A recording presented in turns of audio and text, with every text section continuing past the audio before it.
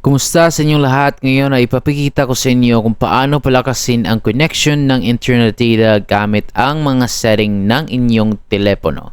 So madali lamang ang proseso kaya sundan na mabuti ang bawat hakbang.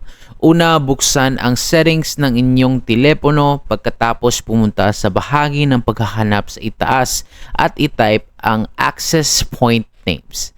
At kapag lumabas na ito sa resulta ng paghahanap, pindutin ito upang makita ang setting ng inyong mobile network.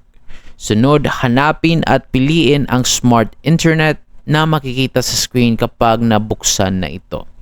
Pindutin ang bahaging may nakasulat na name, burahin ang kasalukuyang nakalagay at palitan ito ng Astuni.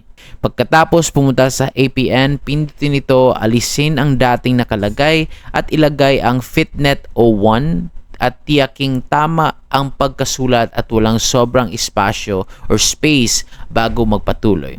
Kapag tapos na, hanapin ang username, pindutin ito, ilagay ang salitang guess at pagkatapos ay pindutin ang OK. Gawin din ang parehong hakbang sa password, pindutin ito, ilagay muli ang salitang guess at pagkatapos ay pindutin ang OK upang ma-confirm. At bago umalis sa page na ito, suriin muna kung tama ang lahat ng impormasyong inilagay.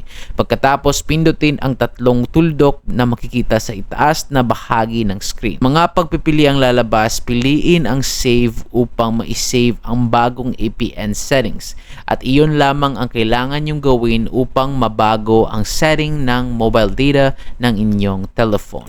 Maraming salamat sa panonood. Para pa sa ibang mga video katulad nito, pindutin ang subscribe button at magkita-kita tayo sa susunod na video.